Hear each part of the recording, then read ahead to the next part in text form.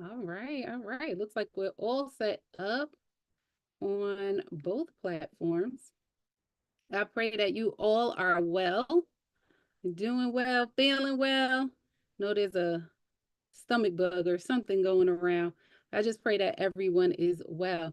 So, welcome back to another session where we are continuing our study on the covenant, right? God is a covenant keeping God. So we've been in this series now for a couple of weeks now. And it's been getting better and better and better each and every week. I'm always looking forward to what surprises God is going to throw into the mix as we are teaching, as we are learning. And so we went through the covenants just as a way of reminding us that no matter with man falling short, God never falls short of his promises. And I know in the midst of everyday living, right, and in our lives, it can feel that way sometimes because the things that we see in the natural just are not measuring up all the way to what we see happening in the spiritual realm, right? And so, one of the things that I believe that God really, really wants us to hold on to in this time is to remember that regardless of what we see, hold on to his promise so that way we don't lose hope. So that way we can remain fortified and continue to move in obedience in the things that he said, regardless of what we see in the world, regardless of what we see in the natural. And so we are journeying through the generations, if you will, around the covenant and how God continued to keep the covenant from generation to generation. We started off talking through the establishment of the covenant with Adam. We moved into Noah, and then we journeyed into Abraham. And now we are in our study around the covenant through the life of Moses, right? And so we thought we were going to be able to do this in 1 week, but unfortunately, well, fortunately, because we get to spend more time in this topic, what we end up having to do was split it into two parts. So we are in our second part. So if you did not get a chance to join us last week, it's okay. You still have a couple of hours left to catch the replay, or you can come on over into the Abide community and join us live through Zoom, where we have discussions right after this, where we really get to take apart the teachings and ask questions and just dig in a lot deeper in community with one another. And you also get unlimited access to all of the replays. So if that sounds like something that you want to be a part of, come on over to Abide. I'll be sure to drop that link into the chat and into the notes. We are excited to have you a part. So let's jump right on in so we don't waste any time because this is juicy. Okay. Last week, we spent time really just talking about who Moses is, right? Just going through his birth up until the moment where the covenant was established. This week we're going to focus on the actual covenant and what that looked like. But just as a quick recap for us, who is Moses? So we learned last week that Moses was born in the bloodline of Abraham, right? He was born to a Levite, which the Levites was a part of the 12 tribes of Israel. He's the great, I always try to count my greats, but he's the great grandson of Levi, right? Levi is one of the 12 sons of Jacob. And so the Levites are a unique group of people because later on we see in the Bible, we start to hear their story unfold a little bit more, and they become a part of a set apart group of people, if you will, who would serve special roles in service to God, right? So they are the priesthood that we read about. They're also the caretakers of the tabernacle. And so when Moses was born, He was born at a time where Pharaoh ended up putting out a hit, if you will. Certain words I don't want to say on here because I don't need YouTube flagging us.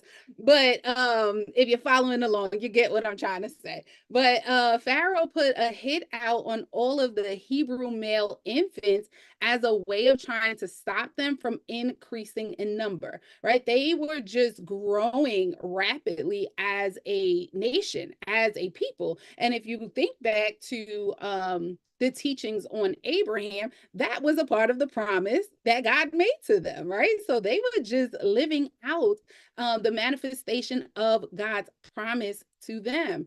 But this was a threat to Pharaoh, right? Pharaoh started to see this as like, hold up, wait a minute, y'all growing way too quickly.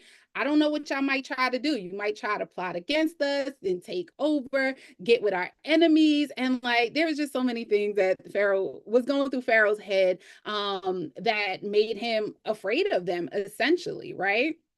And so he puts out these different plans to kind of slow them down, if you will, but none of the plans work.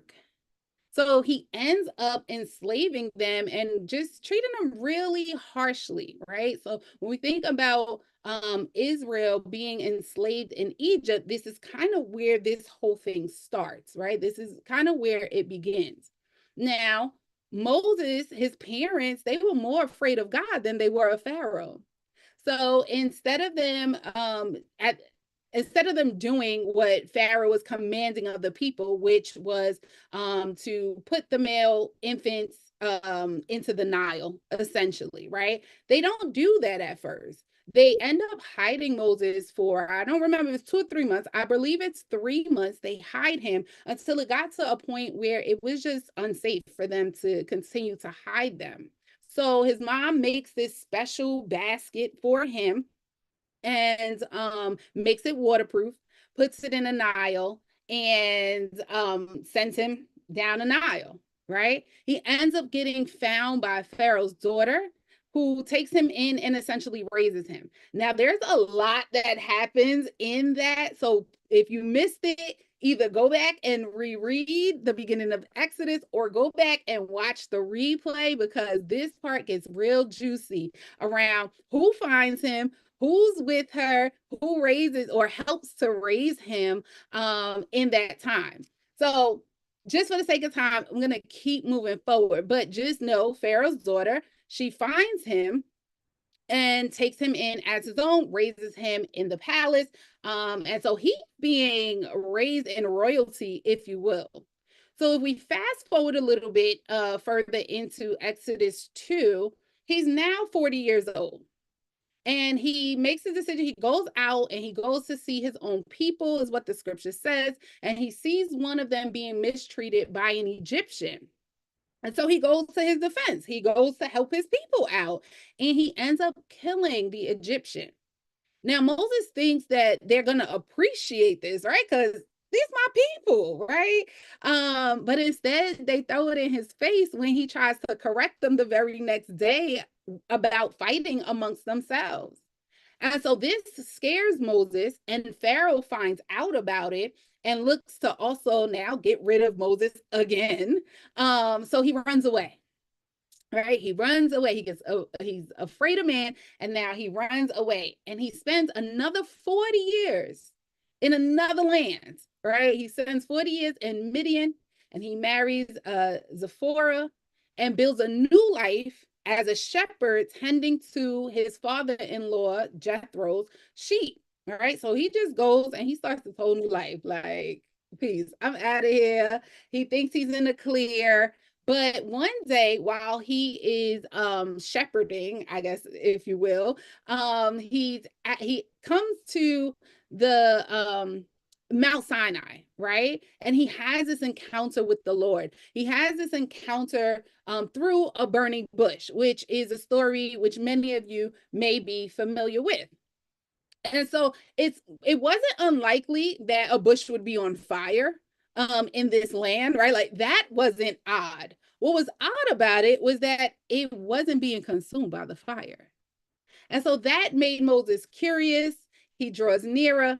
God presents himself to him, establishes this land in this moment as sacred, as holy. And so that's where we kind of leave off last week, right?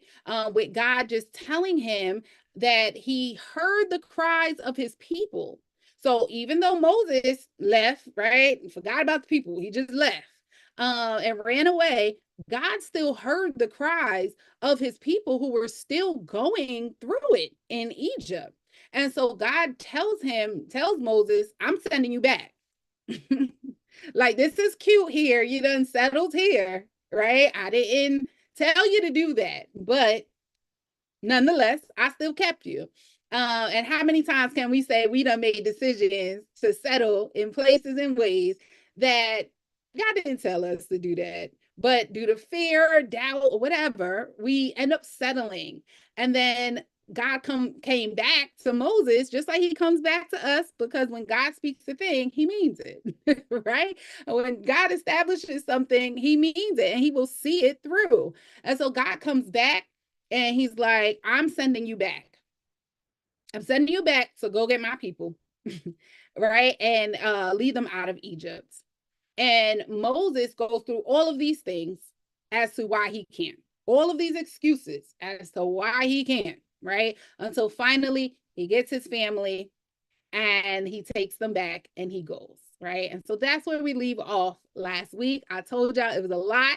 I hope that was a good recap and summary in a short period of time, but definitely go back and rewatch or reread, right? Read it for yourself. Read the word for yourself. I definitely encourage that. So just 3 things to note and remember from last week is that one, nothing can stop God's plan and his promises will go forth, right? We saw this as evidence with Pharaoh's plan to take out the Hebrew infants. It didn't work. We also can take away this lesson around the fact that we can't run from our calling. So Moses had a calling on his life. He, due to circumstances, right, ends up running away, establishing a new life, but God comes back to him like, let's go. We got unfinished work to do, right? And so you can't run away from your calling. And the last thing that we see and we can take away from last week and apply to our learning for this week is that when we do make the decision to back out of what God is telling us, one is disobedience, right? But when we make that decision to say, I'm not good enough, right? Like, oh, just think about all of the things that Moses ended up saying. Not good enough. My speech isn't well, right? I don't have the resources. They're not going to believe me. Whatever your excuse is, you have to consider who remains stuck in their misery, who remains stuck in their pain and in their situation because you ran from your calling or you put it on hold, right? And so those are 3 key things that I want us to hold on to from last week and keep in mind as we conclude this study today. All right, so if you're ready, type amen in the chat, put some fire emojis in the chat. Let me know who's in the room with us.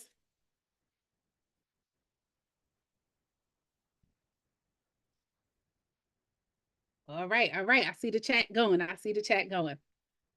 Okay, so today's focus, again, we're talking about the covenant that was established or continued rather with Moses.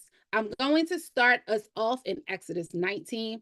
Y'all, these are a lot of chapters to read. I am not going through all of them.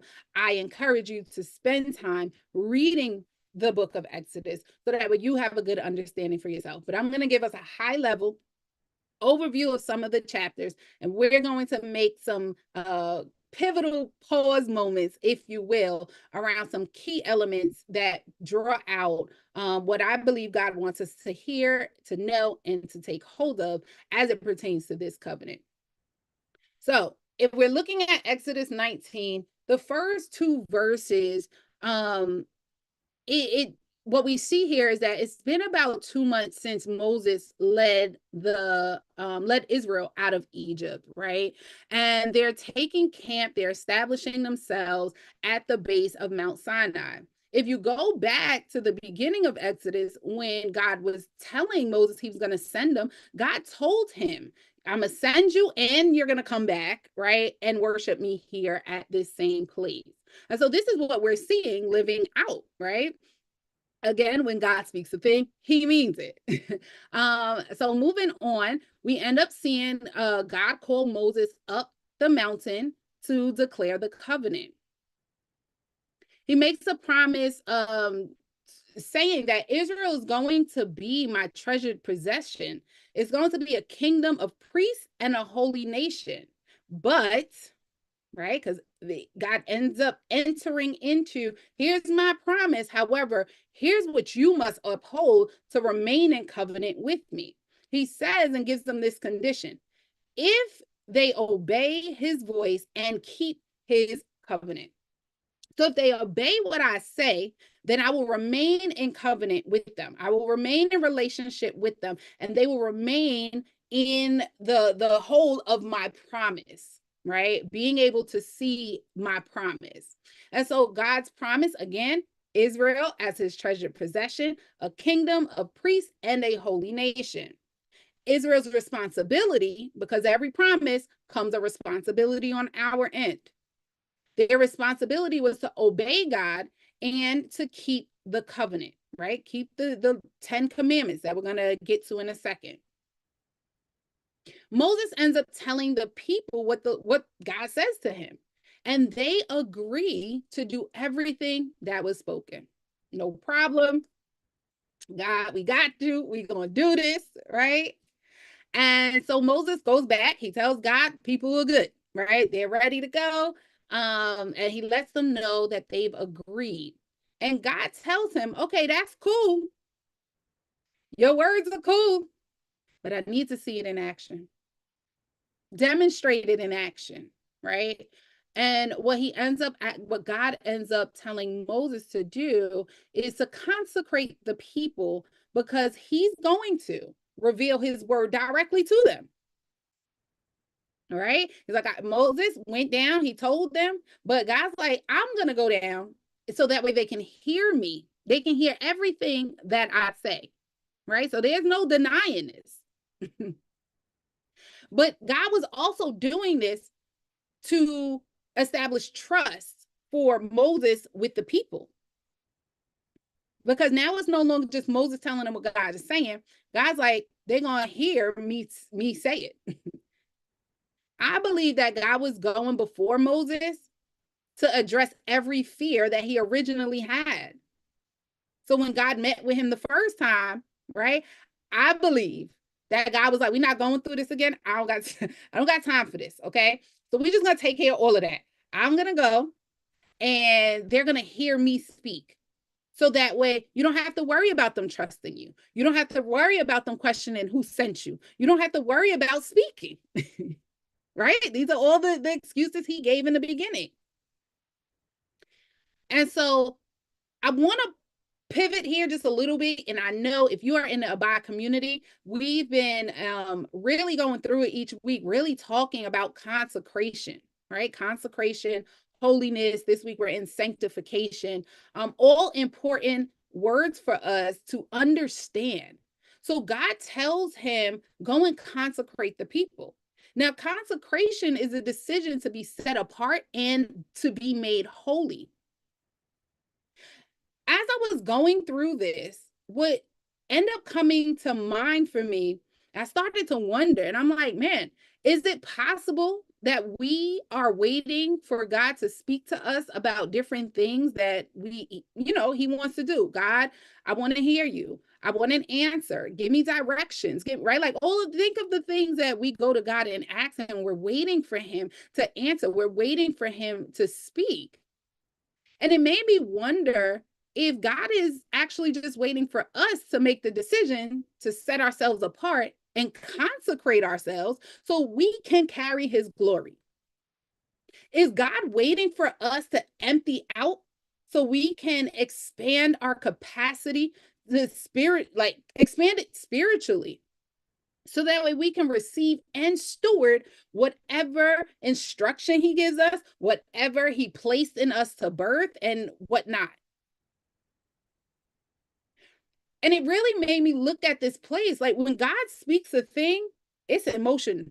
It's a go. There's nothing that God says that is will return to him void. So the moment he speaks it, it is set in motion. It is done.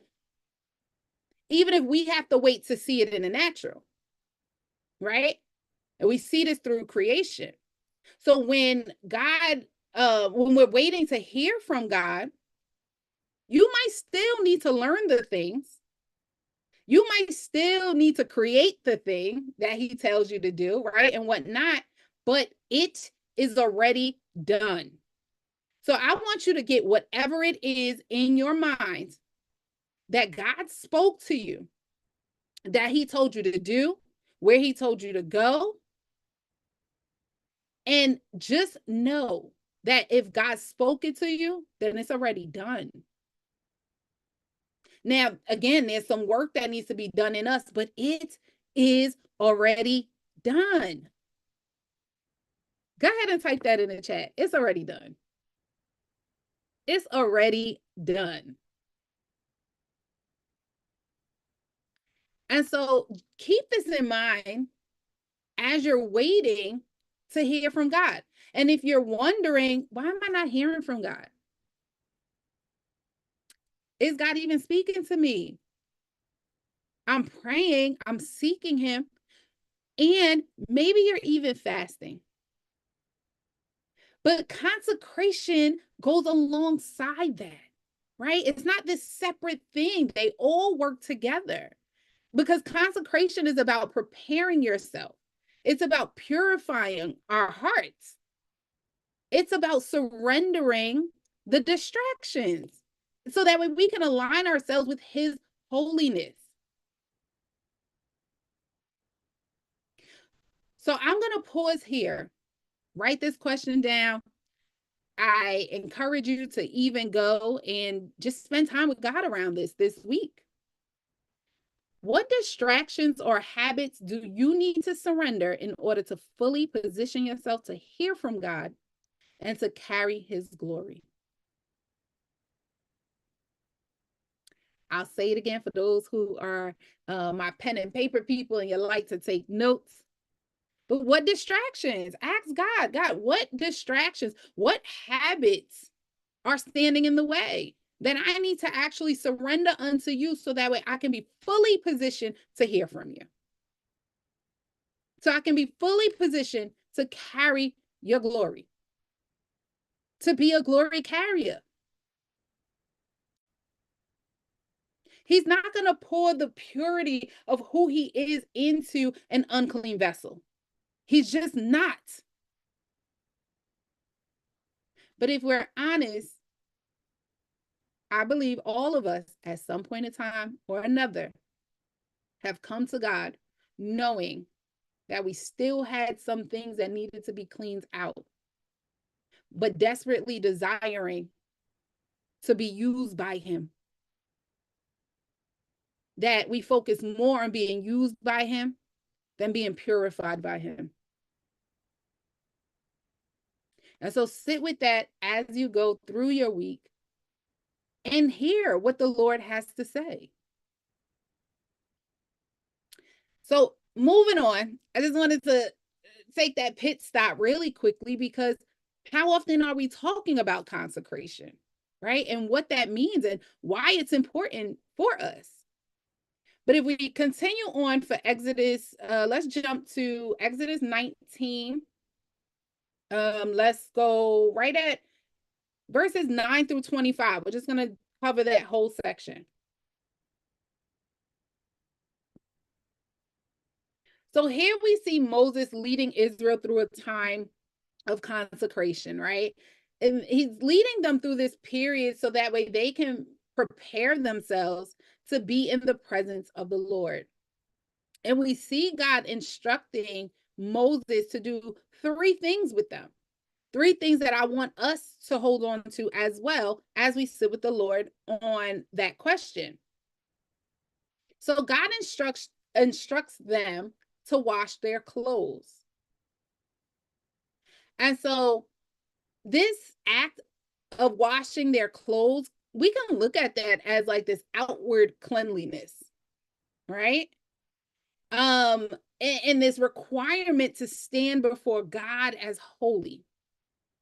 We see this at work, right? This sense of purity and reverence and cleanliness. We see this throughout scripture. And three places you can go to read more about it is Ephesians chapter 5, verse 27. This is where Paul is describing the church as Christ's bride, right? A bride that's cleansed and presented as holy. Think about on the wedding day, right? The bride's not showing up dusty and dirty, right? She's showing up in the best of herself, if you will, right? And when just thinking about the outer appearance, right? This garment on her. That is that's how you can look at this particular verse. This is not saying if you got laundry, go wash them, right? I mean, I do encourage you to do that too. But as it pertains to this, right? It's this idea, this concept of being cleansed. In Leviticus chapter 22, verse 2, we see this through what is being named as the practice for animal sacrifices that are to be offered to God. They were to give their best, right? No defiled animals. So it was the physically perfect condition. These animals had to be in a physically perfect condition to be offered up unto God. And then lastly, we see 1 Peter chapter 1, verse 19, right? Jesus is described as without spot or blemished. So his sacrifice cleanses us as believers, and it allows us to approach God with in this pure place, with pure hearts. And so this concept of washing their clothes, right, goes to this place of purity. And I'll come back to that in a second. The second thing that he does, or that he tells him, in this place of consecration, I need you to set boundaries around the mountain, warning them, don't touch this holy ground. So these boundaries is established to acknowledge God's holiness and to establish a sacred space for God to dwell, for God's presence.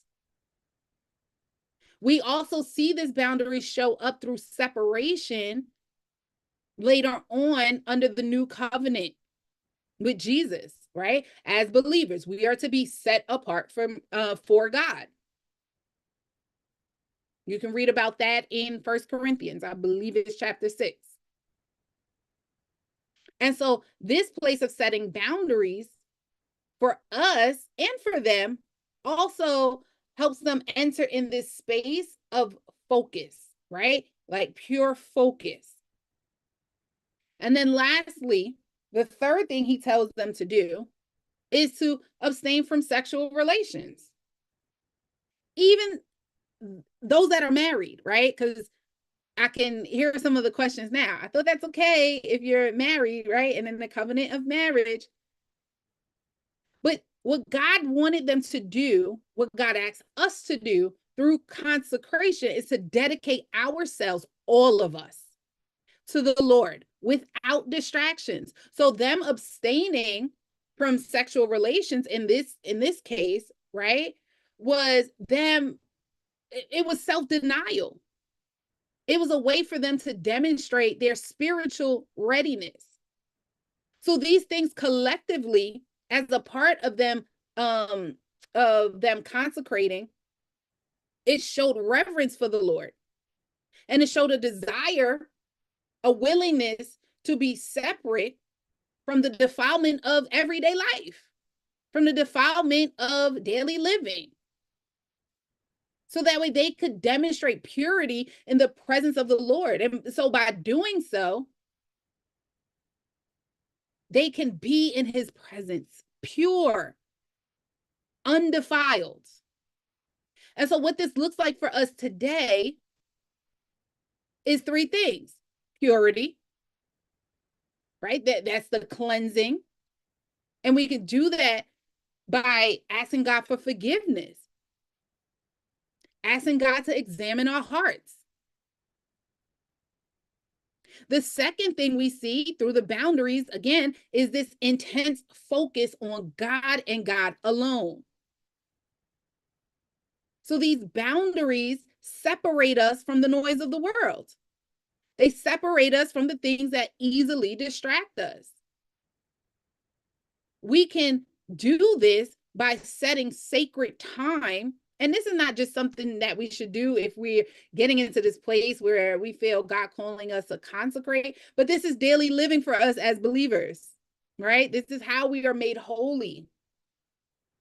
But set aside sacred time that's just for God. No interruptions, not scrolling on your phone. It's the time for prayer and communion with Him, time to get into your word so you can hear Him. You can learn more about Him, moments of worship and intimacy. If we were in a room together, like I would open up a discussion for us to just be real with how easily we are as a people, myself included, by distractions. I was watching TV the other day, which I don't do often, but I am pushing myself to do it more, right? And so I was watching TV, but while I'm watching TV, I'm scrolling on my phone and I'm playing a game on another device. And I had to sit there and just check myself like, are you even really paying attention to any of it? But that's how conditioned our minds are to be just jumping from one thing to the next, one thing to the next. And so consecration allows us to turn all of those things off completely and say, God, I am dedicating myself unto you. So you can purify me, Lord. Purify my thoughts. Purify my heart. Clean my hands, Lord. So I can focus solely on you, solely on your voice, solely on your presence, not the distractions that happen. Because this is how we are made set apart. God set me apart from the world. While the world is engaging in these other things, I am setting myself apart to just be with you. And then we see the last thing. So we have purity, focus, and then we see reverence through the abstinence. Now, this is not just around sexual relations, right? This is abstinence from distractions, anything that can distract you. Any of your own desires, kill your flesh. This can look like fasting, y'all. Staying away from social media or TV, right? Binge watching shows and saying, instead of that time, I'm setting this time apart to be with God and God alone. And so this time of consecration was so important for them because it prepared them to be ready to be in the presence of God, unblemished, if you will. And so let's keep going to Exodus 20. So the people agree.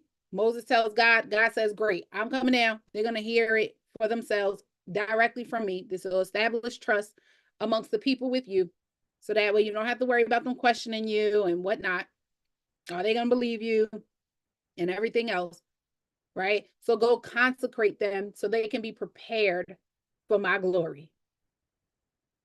So here we are in Exodus 20, which marks a pivotal moment in the Bible where God is giving, or God gives, excuse me, the 10 Commandments to Moses and to Israel.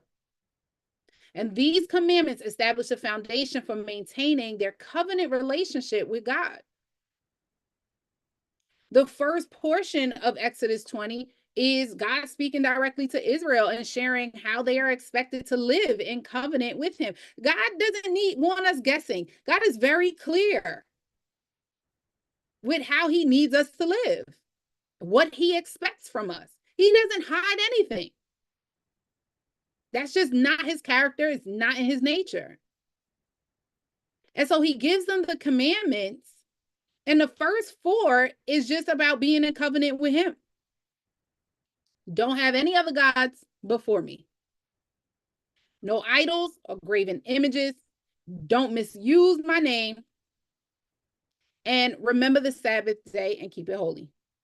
Right? Those 4 things are directly from them to the Lord, to keep them in covenant with him, to keep them in relationship with him. And then the rest of them is how they would establish and live this out amongst each other. Honor your mother and father. Do not murder. Don't commit adultery. Don't steal. Don't give false testimony. So don't lie. Right? And don't desire what belongs to other people. I think this alone is a good place for us to stop at or come back to at some point in time. So just look at the commandments and just say, how am I living up to these? Is there an area in which I can do better? And so moving on to the latter half of Exodus 20, we see God gave the commandments, right? And then God speaks to the people. Or he speaks, they hear him, and fear comes upon them. So much so that they're like, Moses, you speak to us from now on. Moses is so worried about them not wanting to hear from him. And now here they are afraid, right? And trembling at the sound of God's voice. And they're like, Moses, we want to hear from you. You speak to us. Because they believe that if God speaks to us, then we out of here. He taking us out. We gonna die, right? That's verse 19. But Moses tells them, you don't have to be afraid. Don't be afraid. God is showing himself to you, right? But he's showing himself to you in a way to test you. And so that way your fear of him will keep you from sinning.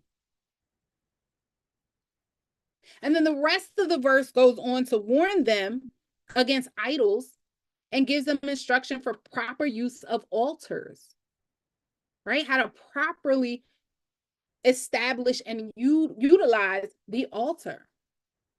Now, just for some context as to why this is so important, you have to understand the Israelites, Israel is just being delivered from Egypt. In Egypt, they saw all of these things taking place. They saw idolatry, immorality, and they saw false worship going forth. That was just the custom. That was the norm of the culture. So God is establishing them as his chosen people. But he has to strip away from them some of the beliefs, some of the habits, some of the ways that may have lingered with them that they have taken on when they were in Egypt. And the same is true for us. That's why we have to go through the process. There's always a process. And so many of their habits and much of their understanding of holiness had been shaped by centuries. We're not just talking about a few days here, y'all. Remember, Moses ran away and it was 40 years. And before that, it was 40 years that they were living in Egypt, right? So they're living a long amount of time seeing these ways of the Egyptians. So much so that even though God speaks, even though God gives them these commands and warns them, we end up seeing later on in Exodus 32 evidence that it was still in them, that there was still work to be done, because Moses was taking too long to come down from the mountain when he went. And we're going to go there. But he was taking too long. And so they decided to do what they saw happen in Egypt. They decided to build a golden calf and an altar at it and worship it. So their understanding of even worship needed to be purified. They were so used to seeing the Egyptian way, the Egyptians honoring God with images and these different rituals, that when they were in their waiting period, right, waiting for Moses to come back down and lead them, that they didn't know what to do. That fear or whatever you want to put there, right? Doubt because maybe something happened to Moses, whatever was going through their mind caused them to revert back. And so the commandment served as this reset for them, right? It served as a reset of their foundation as a nation. Because if they were to be dedicated to God, God's chosen ones, the ones that God set apart as a holy nation, then it was absolutely necessary for them to have a clear understanding of his expectations for them as his covenant people, as his chosen people. God can't have them out there representing him and they're defiling everything. They don't have a full, like the right understanding. So this process was necessary. Just the same way your process is necessary. The waiting is necessary. Why? We even see it here. It just shows us the hidden parts that we don't see. It showed that no, they actually weren't completely rid of their old ways. Waiting is one way that God allows us to see and for our hearts to be revealed to us. The truth. Because sometimes we feel like, all right, God, I got here. I'm ready to go. And he's like, I'm gonna make you wait just a little bit longer because there's this hidden thing that I gotta get it out of you. I gotta get it out of you before I allow you to walk into my promise, before I allow you to continue and represent me. Because if I don't rid you of that, then you will misrepresent who I am to the people and possibly even have a misunderstanding of who I am for yourself. So go ahead and put it in the chat so I know that you're with me. You're still following along. I want you to write the process is necessary. The process is necessary.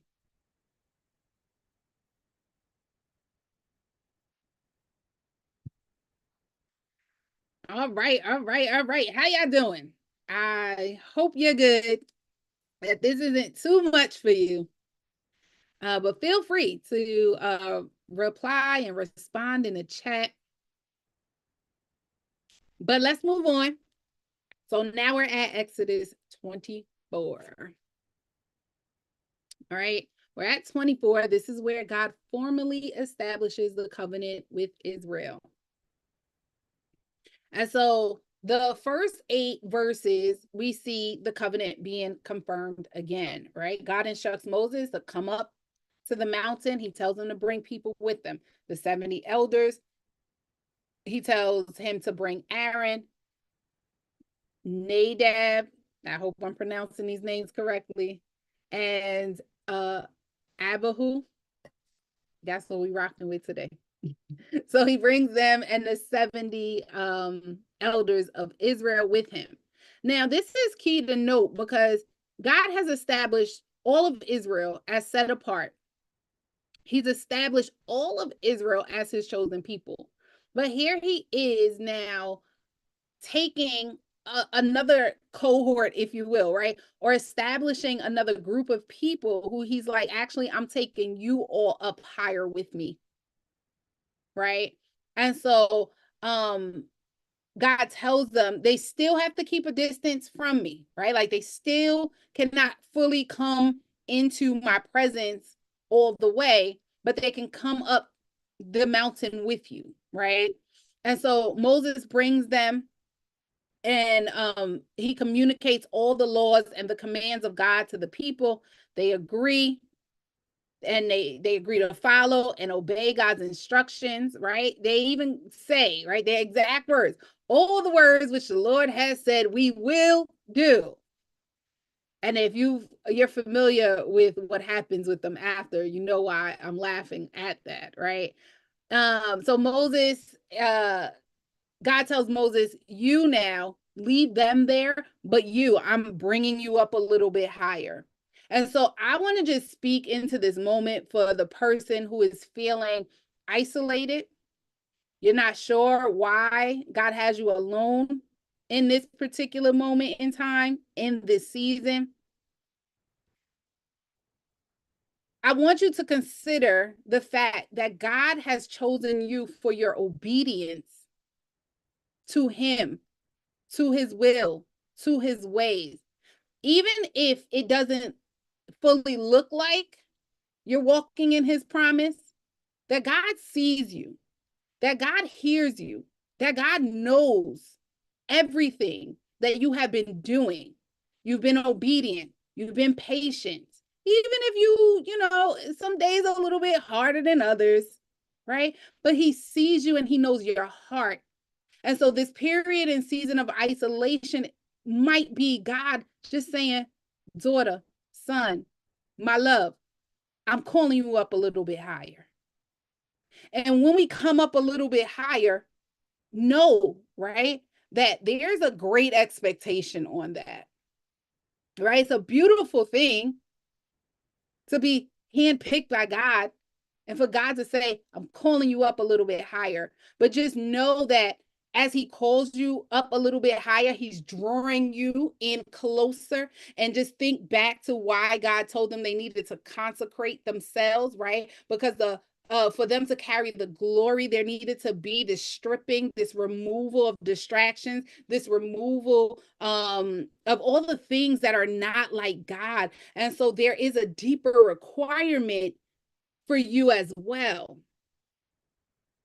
And so I encourage you, if that's you, you can feel free to write me in the chat if you choose to. But if that's you and I'm talking to you right now, I want you to understand and I want you to recognize that this season of isolation could possibly be God saying, I've called you up higher. Right? And so those other people, they can't be in my presence in the way that you are. They can't hear and be exposed to me the way that you can right now. Right? And so I don't know who that's for, but I just felt like just speaking that unto you just now. Amen. So Moses now leaves the group. We're still in Exodus 24, verses 9 through 18. Moses leaves the group and he ascends the mountain some more. He entering a cloud, right? This cloud represents God's presence.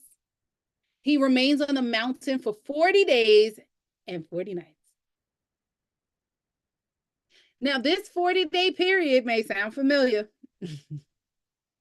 but it emphasizes the sacredness of the moment and the seriousness of the covenant that God was establishing. So He needed to remove him from the others because maybe they don't have the same level of faith that he has. Maybe their belief just isn't as strong. And so if God would have kept you in the midst of those people, the possibility of you questioning God, the possibility of you doubting what God was saying, right? Just because of the noise of others. And not because they mean bad, right? Because sometimes they mean well, but they just don't have the knowledge and the understanding for what God is doing. And so he called Moses up higher and spent 40 days and 40 nights with him. And he spends his time with him, giving him the instructions that he needs. Right? The instructions to allow God's presence to dwell amongst them. Because God said, I will be with you. So he tells them, right? Or excuse me, not them. He speaks to Moses during this time. He tells him about the construction of the tabernacle. He speaks to him about the role of the priests, right? And what that needs to look like. God is very particular. He's very clear with what he needs to go forth and what he expects to happen. There is no guessing. And so we also see this 40 days and 40 nights with Jesus in the New Testament. The 40-day period served as a preparation time, right? A time of preparation for the calling that was on their lives. It was a time of symbolic or that symbolized testing, preparation, and empowerment for what was ahead as they were to exit out of this 40-day period into ministry. Because there was a deep spiritual process that had to happen before they could step into ministry.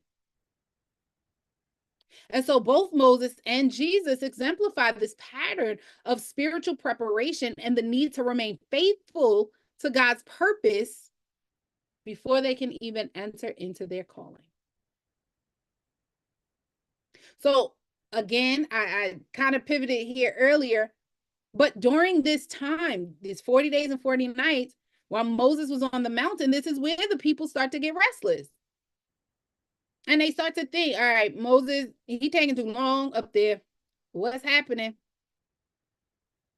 And they decide to go back to their old ways. They decide to go back to what they saw in Egypt. They build a golden calf, all because they were desperate and desiring a God to lead them.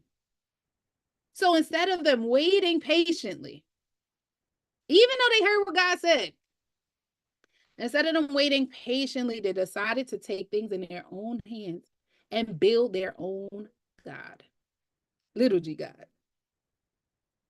And so we see more rebellion and idolatry taking place when Moses comes down from the mountain, and then they're sent back into the wilderness, which leads us into Numbers.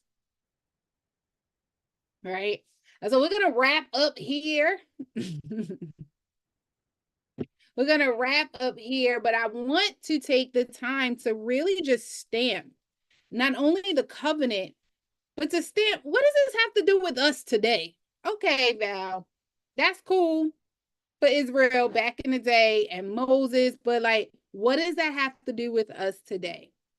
I explained to you the importance around consecration, but I want to talk to us around what happens at the crossroad. Because at this moment in time that we just covered, Israel is at a crossroad. They're transitioning from slavery in Egypt to freedom under God's rule. So from one rule in Egypt to now God's rule. They're in a transition period. And in this transition, at this crossroad, before they can continue on the journey that God had set forth for them, they needed a new identity. And so God established them through the covenant as his chosen people. But they had to be separated from the culture that was around them. So God in these verses, in these chapters, was establishing a framework to help them live their lives, a framework that would guide how they would live, that would guide their worship, that would guide their relationship as they moved into the new lands, which had new temptations. And so we see the 10 commandments both as a rebuke from their past sins, right? All the things that they did in Egypt, and a blueprint for holy living in their future where God was sending them. So just as God gave Israel the law to prepare them for what was ahead, he often gives us instructions also to prepare us. He gives us these instructions through his word to guide us into our present and equip us for the future challenges that we will enter into. His commands, they remind us of who he is. And they call us into holiness and equip us to remain faithful in a world that's full of distractions and full of temptations. This walk is not an easy walk. But God gives us the instructions. God guides us. God walks beside us, leading us. And so this crossroad, right, or crossroads in general, they tend to be hard for us because they represent moments where we have to make decisions. I don't know how many times I've said it, but I don't know how many times I hear it. I feel stuck. And it's not that you're stuck, you just have to make a decision. But that decision is filled in this like moment of time that comes with uncertainty and it comes with change. So when we reach these crossroads, we're faced with the weight of choosing a path that will impact our future. It will impact our relationships and it impacts our purpose. And we don't want to get that wrong. We don't want to mess up. But there's a lot of weight in making that decision. And so the fear of making the wrong choice, it can paralyze us. And some of you have not moved in obedience because one, I think what's coming out of all of these lessons is that we don't even know the promise that God made to us. So what are we actually holding on to? But two, right? It's this place where we're stuck because we're afraid to choose. We're afraid to make a decision.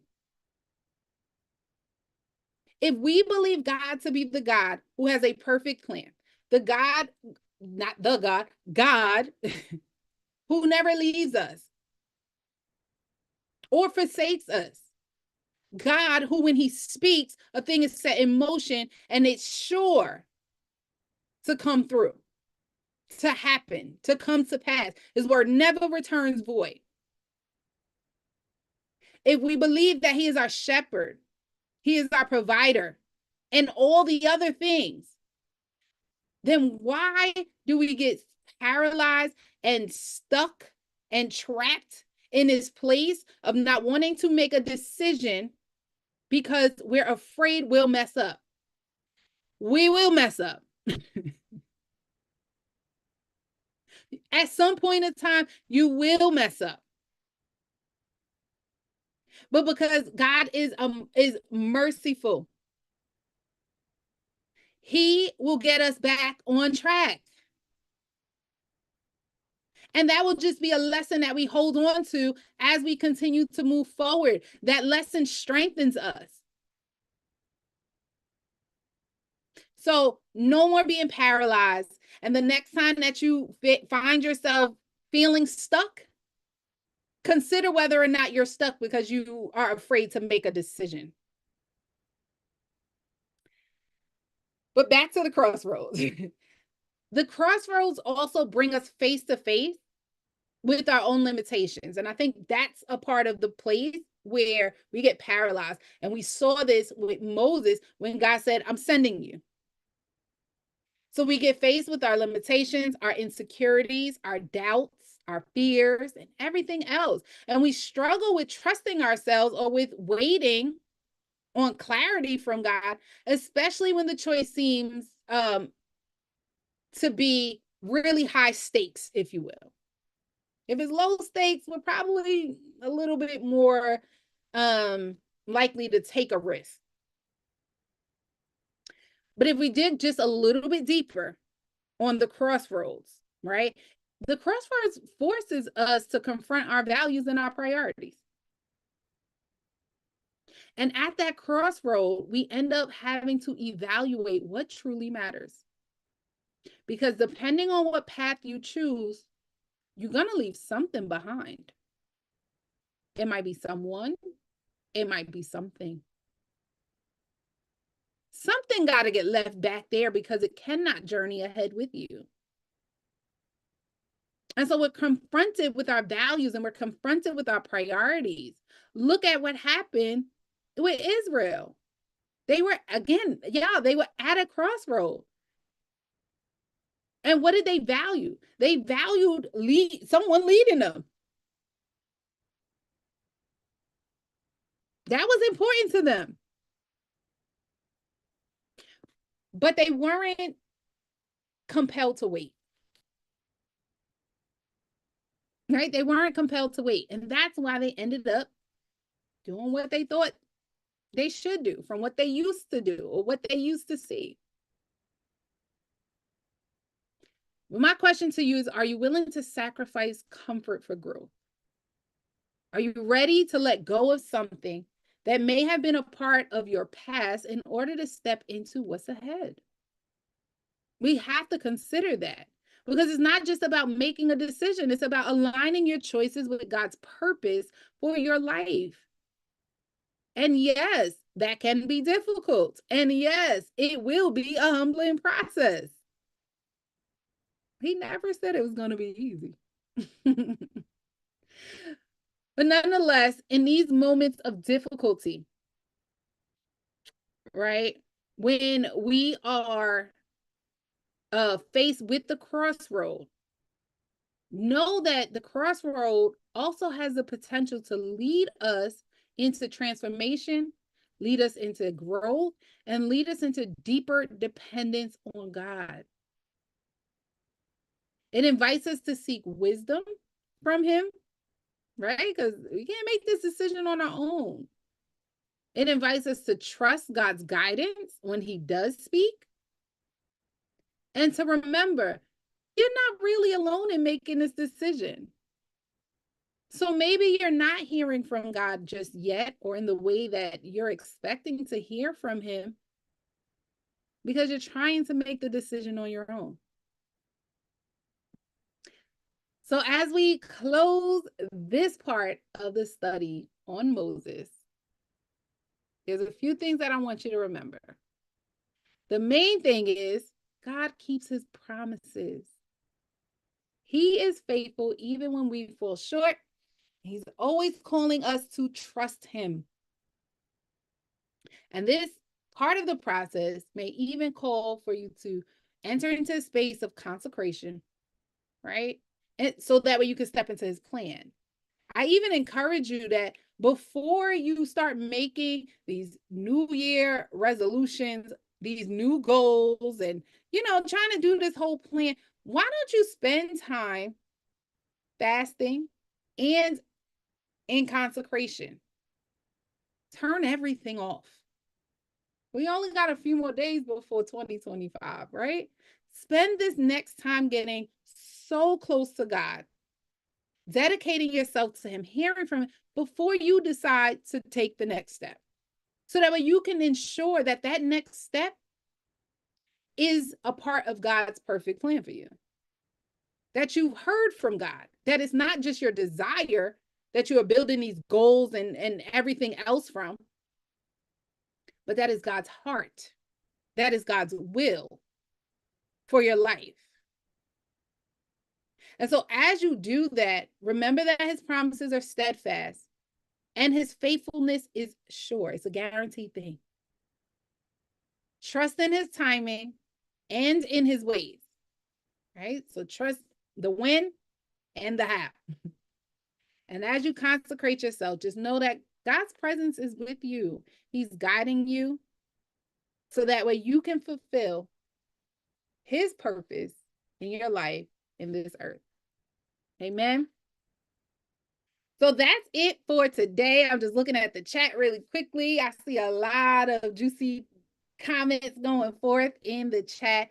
If you are watching and you are on YouTube right now and you are a part of the Abide community, come on over to Zoom, log in and come on over to Zoom. We're going to continue with our discussion, asking questions, and going just a little bit deeper together. So I'll see you over here on Zoom. And for those of you who are joining us and you're not yet a part of Abide, Toya, can you drop that link, or Danielle, can you drop the link into the chat if possible? If not, it'll be in the notes. You can come on and join us too by registering. But I wanted us to know that for the next 2 weeks, we're actually moving our date in which we'll be meeting. So we will be meeting on Thursday at 7:30 next week, because the following Wednesdays will be Christmas. and then New Year's Day. And so we want you to spend time with your family, spend time with yourself, however God leads you. But we will continue our study, but we'll continue for the next 2 weeks on Thursday at 7:30, same time, same place. And we are picking up next week with David, right? We're going to see how the promise continues through the life of David. We're probably going to end up breaking that one apart too, and possibly spending 2 weeks there as well. So be sure to like, to subscribe, so that way you know when we are going live. Also, comment. We enjoy looking at your comments. If you have any questions, feel free to put them there as well, because we like to engage with you. We like to interact with you. And it also just helps us to be able to see how God has spoken to you during this time. So I pray that this bless you. I pray that you have heard something from the Lord that you have been desiring to hear from him. And I look forward to seeing you all next week, but also in the Abide Discipleship community. So be blessed. Have an amazing holiday and New Year. If I don't see you, the replays will still be available for, you'll have 1 week to watch them before we take them down if you're not in Abide. So go ahead, catch up on the replays while you can, and we will see you